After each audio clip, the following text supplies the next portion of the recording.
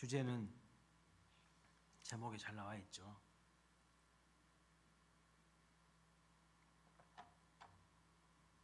외로움입니다. 외로움. 제가 설교를 준비하면서 외로움이라는 삼행시를 한번 지어봤어요. 외로움. 자, 왜? 띄워줘 보세요. 왜? 외로운 밤에 라면을 끓입니다. 로또처럼 누군가 나타나면 좋겠지만 움직이는 것은 젓가락뿐입니다. 누구랑 같이 라면 먹고 싶은데 혼자서 쓸쓸하게 라면 끓여서 젓가락을 젓고 있는 여러분도 외로우시죠? 안 외로우십니까? 저는 외로운데 여러분들 안 외로우시군요. 좋으시겠어요? 안 외로우셔서. 가수 양희은 씨가요 노래를 불렀는데 노래 제목이 외로우니까 사람이다 그랬어요. 저는 그 말이 공감해요. 외로우니까 사람이에요. 하나님이 우리를 창조하실 때 외로운 존재로 창조하셨어요. 외로운 존재로. 그 외로운 마음을 하나님으로만 딱 채울 수 있게끔 창조하셨어요. 근데 하나님이 딱 빠지니까, 내 마음속에 하나님이 빠지니까요 공허하거든요. 뭔가 허전하거든. 그래서 다른 곳으로 막 채우려고 하는 거예요. 더 외로워져요. 우리는 역사상 가장 지금 많은 사람들과 연결된 시대에 살고 있습니다. 휴대폰도 있죠.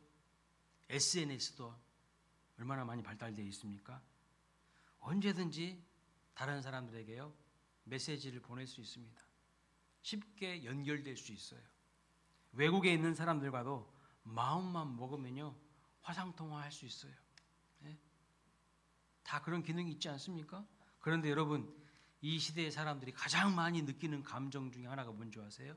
외로움이에요. 외로움. 가장 많이 연결된 시대이지만 가장 많이 외로운 시대입니다. 참 희한하죠?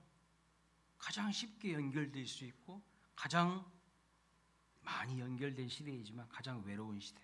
최근에 하버드 대학교 교육대학원에서 연구를 했어요. 그 연구 결과가 뭐냐? 현대인의 36%가 심각한 외로움을 경험하고 있다. 이렇게 보고가 있어요. 어디 지방대학도 아니고 세계에서 제일 가는 하버드 대학 교육대학원이 연구를 했는데 현대인의 36%가 그냥 외로움도 아니에요. 심각한 외로움을 경험하고 있다. 이렇게 보고합니다. 요즘 많은 사람들이요 SNS 친구가 500명, 1000명, 2000명 친구들이 많죠. 페이스북 친구. 저도 페이스북 친구가 1000명이 넘어요. 근데 막상 어려운 일이 생기고 속상한 일이 생기면요 전화할 사람이 없어요. 이야기할 사람이 없어요. 내 마음을 다 있는 그대로 편하게 이야기할 친구는 없는 것이 현실입니다. 그래서 교회를 가도 외로워해요. 교회를 가도 외로워. 수천 명 모이는 교회, 수만 명 모이는 교회를 가는데도요 거기서 더 큰 외로움을 느낍니다. 군중 속의 고독, 군중 속의 외로움을 느껴요. 저도 가끔 이런 말을 듣습니다. 목사님, 저는 사람이 많은데도 외로워요. 사람이 많은데도 외롭습니다. 가족이 있는데도 외로워요. 제 마음이 왜 이렇게 외로운지 모르겠습니다. 아무도 제 마음을 모르는 것 같습니다. 사랑하는 여러분, 혹시 여러분 중에도 겉으로는 괜찮아 보이지만 마음은 깊이 외로움에 빠져 있지는 않습니까? 외로움이 있는 분들이 있으십니까?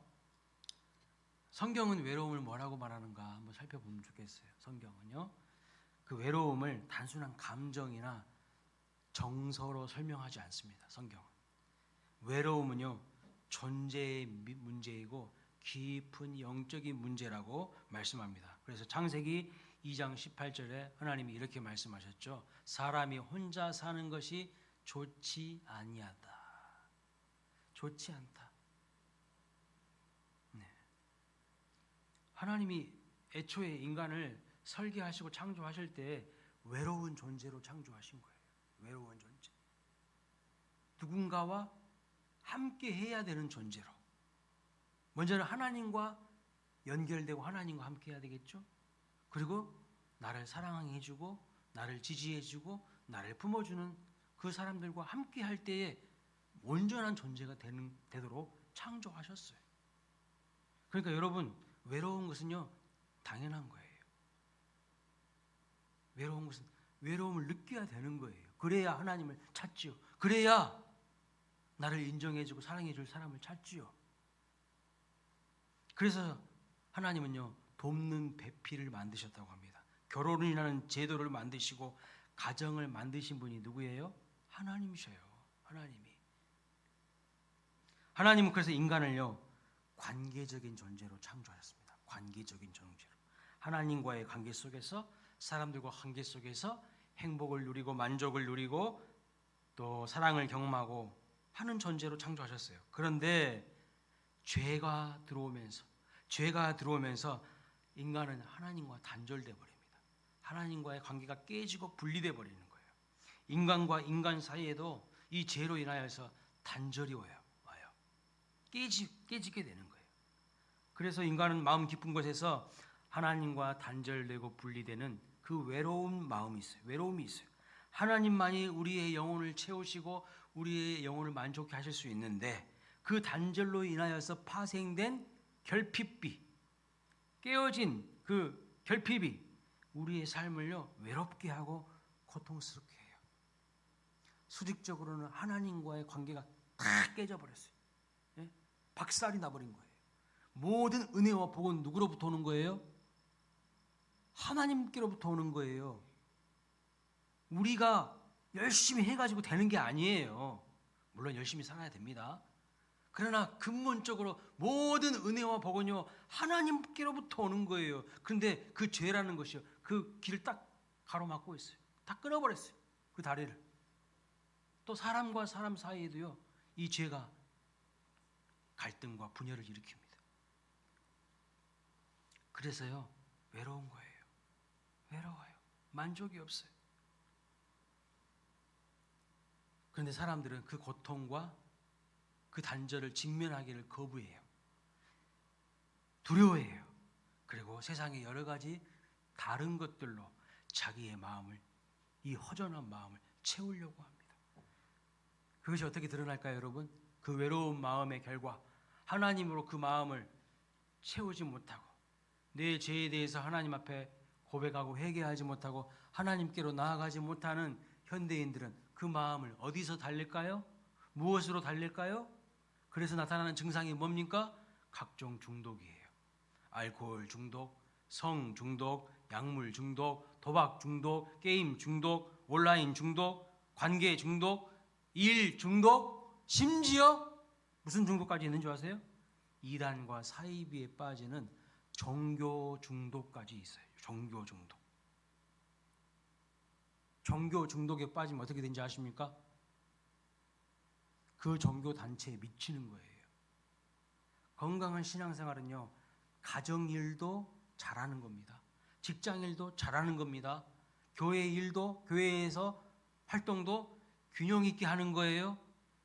근데 종교 중독에 빠지면요, 다 내팽개치는 거예요. 직장도 내팽개치고, 가정도 내팽개치고, 아내가 가정에서 설거지도 하고, 살림도 하고, 자녀들 뒷바라지도 하고 해야 되는 거 아닙니까?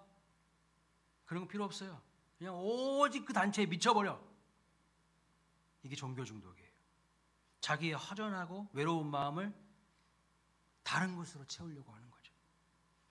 일을 왜 열심히 할까요? 일은 왜 열심히 할까요? 여러분, 부부관계가 좋은 사람들 일 그렇게 열심히 안 하더라고요. 왜요? 같이 놀러 다녀야지. 같이 쇼핑 가야지. 근데 왜 일에만 미쳐 있을까요? 그 일을 통해서 자기를 증명하고 싶은 거예요. 인정받고 싶은 거예요. 그것이 외로움의 증상일 수 있어요. 거기다가 꽂혀요. 그래서 인간은요, 죄로 인하여서 더 깊은 외로움을 경험하는 겁니다. 죄는 하나님과 우리를 단절시키고 사람과 사람 사이의 관계도 깨지게 만드는 거예요. 우리를 더 깊이 외롭게 만들어요.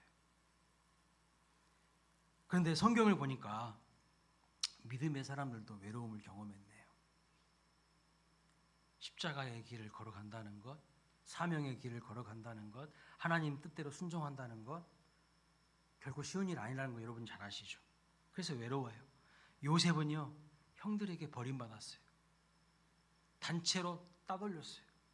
왕따야, 왕따. 요셉은 왕따야. 왕따 출신이야. 단체로 따돌렸다는 거. 모세는요, 광야에서 40년을 보냈습니다. 얼마나 외로웠을까요? 그 외로운 것을 하나님이 보시다가 아이고 모세 너무 불쌍하네, 이대로 두면 안 되겠네 해가지고 나중에 결혼시키잖아요. 엘리야는요, 로뎀나무 아래에서 이렇게 말했습니다. 나만 남았습니다. 나밖에 없어요. 바알에게 무릎 꿇지 않는 자가 자기밖에 없다고 생각했어요. 얼마나 외롭습니까? 여러분도 그 외로움 경험하시죠? 나만 남았다고 하는 겁니다. 직장에서, 학교에서, 삶의 현장에서 나만 믿음 지키는 그리스도인인 것 같아, 크리스찬인 것 같아. 전부 수두룩 교회는 다니는지 모르겠지만 삶의 현장에서는 예수 믿는 사람인지 모르겠어. 나만 외로워요. 예? 나 자신만 믿음의 사람인 것 같고 나만 성도라고 느껴질 때가 있으시죠?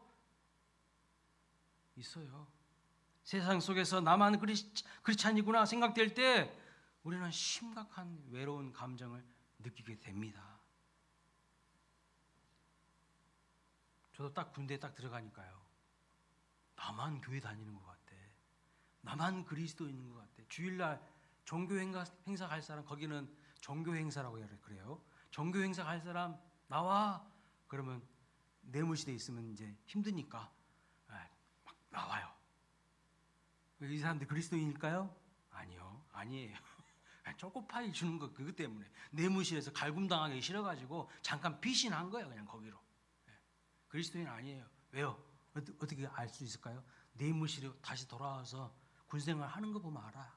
그리스도인 아니에요. 물론 그런 과정을 통해서 하나님이 만나주시고 믿음이 들어가기도 하겠지요. 변화가 일어나기도 하겠지요. 그러니까 외로워. 내 이런 마음을 나눌 사람이 없어. 내 이런 고민과 문제와 비전과 꿈을 함께 나눌 사람이 없어. 얼마나 외롭습니까? 근데 오늘 본문에 보니까 다윗이 등장하네요. 이 다윗이 얼마나 외로웠는지 보세요. 사무엘상 30장을 보면요, 다윗의 인생 가운데 가장 절망적인 순간이 찾아옵니다. 다윗이 전쟁을 하기 위해서 나갔어요. 근데 나갔다가 다시 돌아왔는데 다윗이 머물고 있는 시글락 성이요, 다 불타버린 거예요. 불만 탄 게 아니라 아내와 자녀들과 다 데리고 가버린 거예요. 다 포로로 끌고 가버린 거예요. 다윗이 전쟁에 출전했다는 소식을 듣고 아말렉 군대들이 찾아와서 시글락 성을 다 불태웠어요. 남자들이 없다는 그 정보를 듣고 틈을 타서 여자들만 있으니까요, 얼마나 공격하기 쉬워요. 성을 다 불태웠어요. 집이 사라졌습니다. 수많은 아내들, 여인들과 자녀들이 포로로 잡혀갔습니다. 그 상황을 성경은 어떻게 기록하고 있는가? 사무엘상 30장 4절 말씀 볼까요? 울 기력이 없도록 소리를 높여 울었더라. 얼마나 울었는지. 울 기력이 없을 정도로 통곡했다는 거예요. 여기 울었다, 히브리어 동사가 바카예요. 바카. 무슨 뜻이냐? 통곡하다는 뜻이에요. 통곡. 목 놓아 통곡하며 울었다는 거예요. 절망 속에서 통곡하여 울었습니다. 그런데 여러분, 문제는 여기서 끝나는 게 아니에요. 더 큰 문제가 찾아옵니다. 다윗의 부하들이 말합니다. 다윗을 돌로 치자. 다윗을 돌로 치자 그래요. 이렇게 성읍이 불타고 아내와 자녀들을 빼앗기자 그렇게 충성을 맹세하고 따랐던 다윗의 부하들이 이제는 돌변해서 다윗을 죽이려고 돌을 든 거예요. 그래서 사무엘상 30장 6절 말씀 보면 백성들이 자녀들 때문에 마음이 슬퍼서 다윗을 돌로 치자. 그 순간 다윗의 마음은 어떨까요? 가족도 없어요. 친구도 없습니다. 지지하는 사람도 없습니다. 충성 맹세하고 따르던 부하들, 이제는요 자기를 죽이려고 하는 사람이 되었어요. 완전히 혼자가 되었습니다. 깊은 외로움에 빠진 거예요. 여러분도 이런 외로움 느껴보신 적 있으신가요? 이런 위기 가운데, 외로움 가운데 어떻게 여러분 다윗이 다시 힘을 낼 수가 있을까요? 아무도 나를 지지해 주지 않는데요. 돌을 들고 있는데요. 우리는 쉽게 이런 외로움을 해결해 보려고 다른 방법을, 다른 대상을 찾아요. 그렇죠. 사람을 찾습니다. 사랑을 찾습니다. 인정을 찾습니다. 그 외로운 마음을 왜 모르겠습니까? 그래서 사람은요 누구나 자기를 사랑하고 인정해 주는 사람을 찾는 것이죠. 누군가 나를 사랑해 주면 괜찮을 거야. 누군가 나를 이해해 주면 괜찮을 거야. 그러나 시간이 지나면 알게 됩니다. 뭘 알게 되죠? 사람은 우리를 사랑할 수 있지만 우리의 마음을 완전히 채울 수 없다는 것을 알게 돼요. 그래서 외로움은요 단순한 감정의 문제, 정서적인 문제가 아니라 영혼의 신호예요. 영혼의 신호. 무슨 신호일까요? 외로움은 단순한 감정적인 문제나 정서의 문제가 아니라 하나님 찾으라는 영혼의 신호예요. 그 신호를 무시하고 계속해서 다른 대상을 찾으면 그 대상이 어떻게 될까요? 우리 마음에 우상이 되고 그것을 나는 하나님으로, 신으로 붙들고 살아가게 돼요. 그 대상이 우리의 마음에 우상이 될 수 있습니다. 왜냐하면 사람은요 하나님이 아니기 때문입니다. 그리고 그 사람은 언제든지 또 상황이 달라지고 조건이 달라지면 언제 그러냐 하면서 우리를 배신합니다. 진정한 피난처도 안 되고 안식처도 되지 못합니다. 그렇게 다윗에게 충성을 맹세하고 따르던 자들이 이런 상황이 되니까요 다윗을 어떻게 합니까? 죽이려고 하지 않습니까? 죽이려고 해요. 원래 세상에서 이 사람들 버림받았던 사람들입니다. 불황자들이에요. 그런데 다윗이 거둬주고 받아준 것인데 이제 상황이 달라지니까 다윗을 쳐 죽이려고 하고 있어요. 생사를 함께 했던 가장 가까운 사람들로부터 배신을 당하는 거예요. 인생 가장 외로운 순간을 경험하고 있는 것입니다. 그런데 여러분 그 외로움 앞에서 다윗이 무슨 선택을 하는지 보세요. 30장 6절 사무엘상 30장 6절 읽어볼까요? 시작. 백성들이 자녀들 때문에 마음이 슬퍼서 다윗을 돌로 치자 하니 다윗이 그의 하나님 여호와를 힘입고 용기를 얻었더라. 그렇습니다. 여기 힘을 얻다, 힘을 입다 이 단어는 하자크라는 단어인데 붙들다, 강해지다, 새 힘을 얻다 이런 뜻이에요. 하자크. 다윗은요 사람들이 떠나간 그 자리에서 외롭고 힘든 그 자리에서 어떻게 했는가? 하나님을 힘있게 붙들었어요. 하나님을 붙든 거예요. 여러분은 외로운 상황 속에서 다 나를 배신하고 등 돌리는 상황 속에서 어떻게 하십니까? 많은 사람들이 술 먹겠죠? 술 퍼마셔. 그래서 알코올 중독되는 거예요. 결국에. 여기서 우리는 십자가를 봐야 된다는 거예요. 십자가를. 예수님은 십자가에서 이렇게 외치셨어요. 나의 하나님, 나의 하나님, 어찌하여 나를 버리시나이까. 이 말씀은 예수님께서 하신 말씀인데, 십자가에서 하신 말씀인데 시편 22편 1절 말씀을 예수님이 인용하신 거예요. 시편 22편 1절에 이 말씀이 있어요. 이미 구약 성경에 나와 있는 말씀이에요. 근데 여기 버리다라는 히브리어 단어는 아자부인데요. 무슨 뜻인가? 완전히 버려진 상태예요. 완전히 버려진 상태. 이때 예수님은 이 세상 그 누구와도 그 무엇과도 비교할 수 없는 엄청난 외로움을 경험하셨어요. 깊은 하나님과의 단절과 외로움을 경험하셨습니다. 왜요? 무엇 때문이죠? 우리가 영원히 버림받지 않도록, 우리가 영원히 버림받지 않도록 예수님이 친히 우리 죄를 대신하셔서 십자가에서 죽으신 겁니다. 이게 뭐죠? 이게 복음이에요. 이게 복음이라고요. 그래서 복음은 우리의 외로운 상황을요 바로 없애주지 않습니다. 그러나 외로움의 의미를 바꿔줘요. 외로움의 의미를 바꿔주고요, 외로움을 향한 우리의 태도를 바꿔줄 수가 있어요. 외로움은요, 하나님이 나를 떠난 시간이 아니라 하나님이 나에게 더 가까이 다가오시는 시간입니다. 더 정확하게는 이렇게 표현할 수 있겠어요. 하나님 외에는 붙잡을 것이 없는 시간이 돼요. 그 외로움은 하나님께로 나를 몰아가시는 은혜가 될 수가 있어요. 이런 경험을 해보신 적이 있으신가 모르겠어요. 그래서 다윗이 이렇게 고백합니다. 시편 27편 10절 오늘 말씀. 내 부모는 나를 버렸으나 여호와는 나를 영접하시리이다. 여러분, 우리는 많은 버림을 당하죠. 가장 가깝게는 내 존재의 뿌리가 되는 부모로부터도 버림받아요. 무시당하고요. 어릴 적부터 사랑하는 연인에게서 버림받아요. 하늘이 무너지죠. 내가 그토록 의지했던 그 누군가로부터 내가 버림받을 때가 있어요. 얼마나 외롭습니까? 그런데 여기 영접하다 이런 말을 썼죠. 영접하다.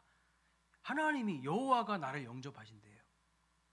이 영접하다는 말은 히브리어로 아사프라고 하는데 무슨 뜻인가? 모으다, 품다, 안아주다 이런 뜻이에요. 부모라는 중요한 내 존재의 뿌리가 나를 버리는 그 외롭고 비참한 상황 속에서도 진정한 존재의 근원 되시는 하나님은요 결단코 나를 버리지 않으시고 품어주시고 안아주신다는 것이 다윗의 고백입니다. C.S. 루이스 아시죠? C.S. 루이스는 인간은요 본능적으로 부모의 자리에 부모 외에도 다른 대상을 올려놓는다고 합니다. 그 부모의 자리에 다른 대상을 딱 올려놓는다는 거예요. 그게 뭐냐면 배우자의 사랑, 또 자녀의 성공, 직장에서의 인정, 친구들의 호감, 공동체 안에서의 소속감입니다. 이것들이 본질적으로 다 좋은 것들이죠. 선한 것들입니다. 그러나 이것들이 우리의 존재의 근거가 된다면, 잘 들으세요. 우리 존재의 근거가 된다면 그것이 흔들릴 때 우리는 마치 부모에게 버림받은 것 같은 두려움과 외로움을 느끼게 된다고 이야기했어요. 배우자가 더 이상 나를 사랑하지 않고 냉담하게 대할 때, 자녀가 실망스러울 때, 직장에서 인정받지 못할 때, 친구가 나로부터 멀어질 때, 우리가 그것들을 단순한 슬픔이 아니라 내 존재가 무너지는 것 같은 두려움과 외로움으로 경험한다면 우리는 그것을요 이미 부모로 삼고 있는 거예요. 그것을 우상으로 삼고 있는 것이고요, 그것을 신으로 삼고 있는 거예요. 외로움의 진짜 뿌리가 뭘까요, 여러분? 이러한 유한한 것들에, 이러한 일시적인 것들에, 이런 흔들린 것들 위에 무한한 인정을 기대하는 거예요.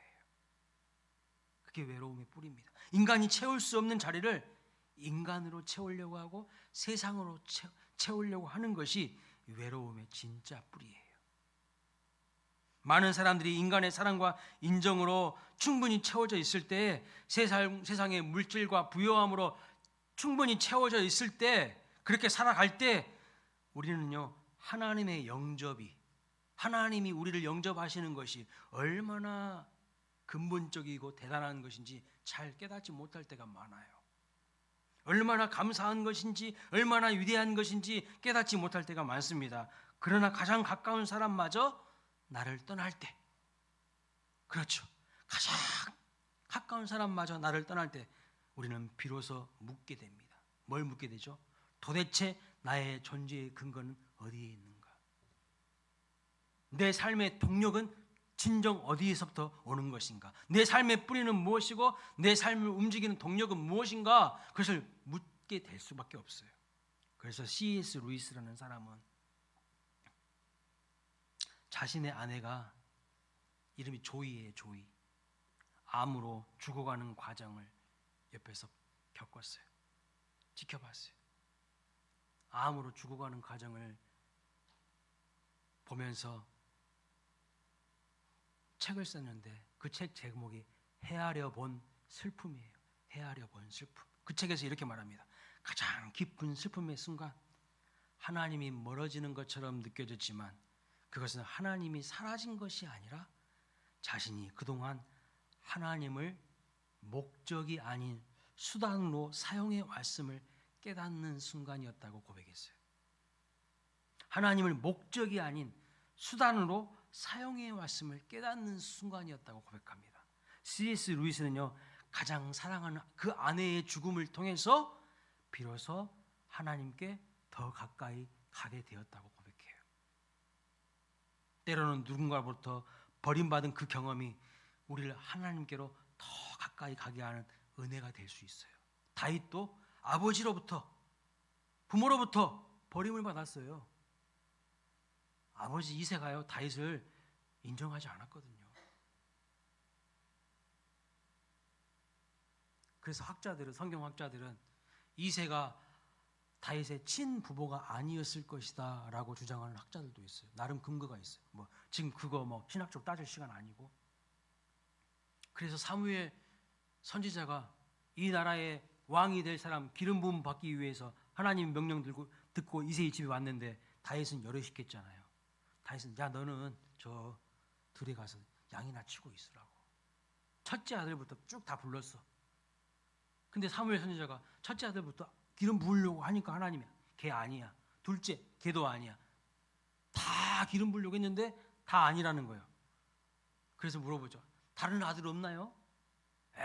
걔는요 있긴 있는데 냄새나요. 걔는 저 들에서 양이나 치고 있어요. 아버지도 무시했던 사람이야.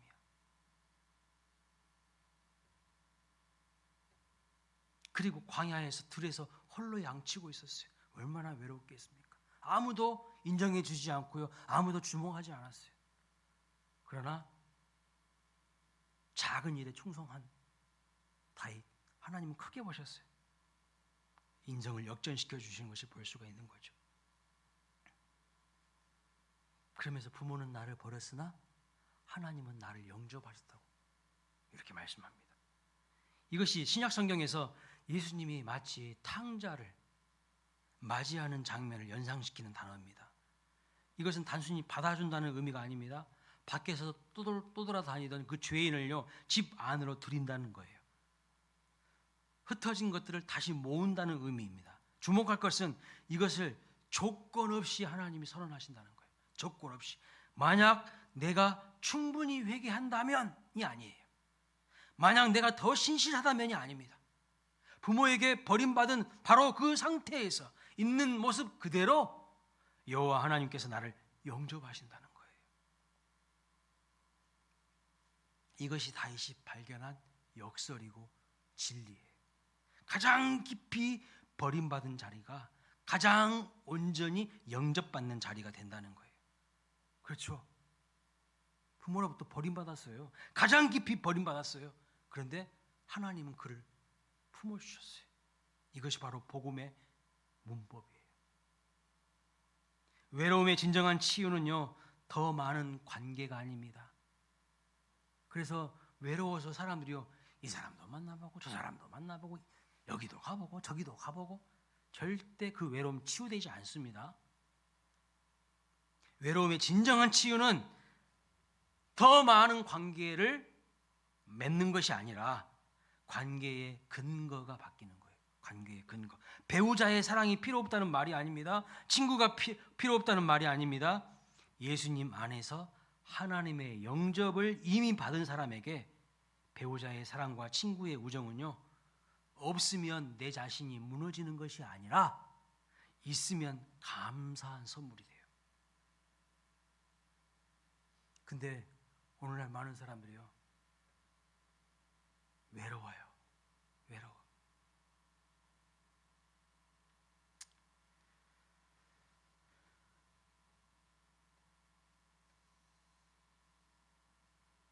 여러분, 여기 결혼 안 하신 청년들 있잖아요. 네. 외롭습니까? 어떠세요? 외로워요? 지금 외롭잖아요. 결혼해도 외롭습니다. 진짜예요. 결혼해도 외로운 거예요. 지금 하나님 안에서 은혜를 누려야지 배우자의 삶이, 배우자와 함께 사는 것이 선물이고 기쁨인 거지. 내 외로움을요, 배우자한테 전이시켜버려. 나도 외로운데 저 사람까지 외롭게 만들어요. 내가 기뻐야 저 사람도 기뻐요. 절대 결혼으로 외로움을 해결하지 못합니다. 청년들의 착각이에요. 결혼하면, 애인 만나면 행복할 거다. 잠깐은 행복할 수 있을지 몰라요. 어른들은 다 알 거야. 속이 있으니까 다 아까 웃었잖아. 예?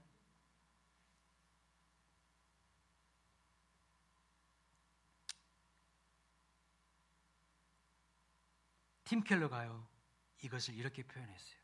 복음은 당신이 이미 하나님께 완전히 알려졌고 완전히 영접받았다는 것을 말합니다. 그러므로 당신은 이제 인간의 인정에서 자유롭게 됩니다.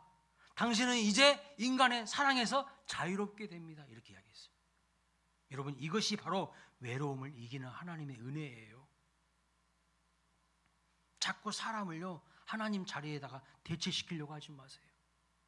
사랑하는 여러분, 우리의 외로움을 그 누구보다 잘 아시는 하나님의 은혜와 사랑을 진짜 안다면 우리는 어떻게 살까요? 히브리서 4장 16절 이렇게 말합니다. 우리는 긍휼하심을 받고 때를 따라 돕는 은혜를 얻기 위하여 은혜의 보좌 앞으로 담대히 나아갈 것이니라. 나를 언제나 사랑해 주시고 아껴 주시는 그 하나님의 품 안으로 돌진하는 거예요. 우리를 품으시고 안아주시는 하나님입니다. 부모가 나를 버릴지라도, 사랑했던 연인이 나를 배신하고 떠날지라도, 세상이 나를 인정하지 않을지라도 우리를 안아주시는 하나님의 품으로 나아가시기를 바랍니다. 담대히 주님의 품으로 나아가서 나의 외로움과 수고하고 무거운 짐들을 내려놓으시기를 주님의 이름으로 축복합니다. 그 외로움과 인생의 짐을 통해서 오히려 하나님을 더 깊이 경험할 수 있어요. 중국에서 사역하시는 한 목사님이 계셨습니다. 그 목사님에게는요, 육체의 가시가 있었어요. 그래서 기도했습니다. 하나님, 내 질병 좀 고쳐주세요. 너무 힘들고 괴롭습니다. 너무 이 질병 때문에 또 외롭습니다. 아무도 나를 만나주지 않습니다. 그런데 하나님이 그 기도에 응답을 해주셨을까요? 해주지 않으셨어요. 그리고 이런 말씀을 주신 겁니다. 고린도후서 12장 9절, 내 은혜가 내게 족하다. 여기 족하다는 뜻은 충분하다, 모자람이 없다, 이런 뜻이에요. 그런데 어느 날 꿈을 꾸었는데 이분은 이 말씀을 들었는데요, 믿어지지도 않고 이 말씀이 이해되지도 않고 이 말씀이 아무런 자기 속에서는 능력이 안 됐어요. 그래서 실망하면서 살아가는데 어느 날 꿈을 꾸었습니다. 이분이 배를 타고요, 중국의 양자강을 이렇게 내려가고 있는데 앞에 엄청난 배보다 더 큰 바위가 있는 거예요. 이 강물 따라 가다 보면 이제 바위에 부딪혀서 배가 다 부서질 것 같아요. 그래서 다급하게 하나님께 기도합니다. 하나님, 지금 이 배가 저 바위에 부딪히지 않도록 해달라고. 하나님, 저 바위를 좀 제거해달라고, 좀 사라지게 해달라고 기도합니다. 그런데 여러분, 바위가 사라졌을까요? 기도하면 응답돼야 되잖아요. 너희가 작은 믿음이라도 있으면 이 산을 들어 저 바다에 빠지게 할 수 있다고, 이 산을 옮길 수 있다고 그랬잖아요. 믿음으로 기도했어요. 근데 바위가 막 사라져 버렸을까? 없어져 버렸을까요? 아니요. 바위가 없어진 것이 아니고요, 물이 점점 차오르더래요. 물이 점점 마치 홍수가 나듯이. 그래서 그 바위에 부딪힐 쯤 가까이 가서는 그 바위가 완전히 물속에 잠겨버리는 거예요. 그리고 그 위로 배가 지나갔다는 것입니다. 그런 꿈을 꾸고 벌떡 일어났어요. 그 꿈을 통해서 이 목사님이 깨달은 거예요. 나에게 그 바위라는 장애물이 없어지는 것이 중요한 것이 아니라 어떠한 바위와 같은 문제가 있을지라도 그 문제를 덮어버리는 능이 넘치는 더 큰 하나님의 은혜가 내게 필요하구나. 은혜가 넘치면 바위가 있는 것이 아무런 문제가 되지 않는다는 것을 비로소 깨닫게 된 겁니다. 그래서 그때부터 문제가 생기고 아무도 자기를 도와줄 수 없고 위로해 줄 수 없는 외로운 상황이 되면 이분은 그 문제가 해결되기를 기도하기보다는 더 큰 은혜를 사모했다고, 더 큰 은혜를 사모하며 하나님 앞에 나아갔다고 이렇게 간증했어요. 사랑하는 여러분, 하나님의 은혜면 충분합니다. 믿으십니까? 하나님의 은혜면 모자람이 없어요. 하나님은 우리의 문제보다 크신 분이십니다. 그 하나님의 위로와 은혜를 더욱 사모하며 구하시는 우리 모두가 되시기를 주님의 이름으로 축원합니다. 말씀을 마치겠습니다. 사랑하는 여러분, 혹시 지금 외로우십니까? 아무도 내 마음을 몰라주는 것 같습니까? 사랑하는 사람이 떠났습니까? 마음이 무너져서 너무 힘드시나요? 오늘 하나님이 다윗을 통하여서 우리에게 말씀해 주십니다. 뭐라고요? 내 부모는 나를 버렸으나 여호와는 나를 영접하시리이다. 여호와 하나님 만나는 사람은요, 인생의 반전과 역전이 일어나요. 수많은 인생의 장애물이 있을지라도 그것을 뛰어넘는 하나님의 은혜를 경험하게 됩니다. 여러분 혼자가 아닙니다. 하나님이 여러분과 함께 하신다는 것을 믿으시기 바랍니다. 외로움 속에서 진정 나를 사랑하시고 위로하시고 안아주시는 그 하나님 만나시는 우리 모두가 되시기를 주님의 이름으로 축원합니다. 기도하겠습니다. 찬양하겠습니다. 다 함께 일어나셔서 나를 지으신 주님 말씀 기억하면서 찬양합니다.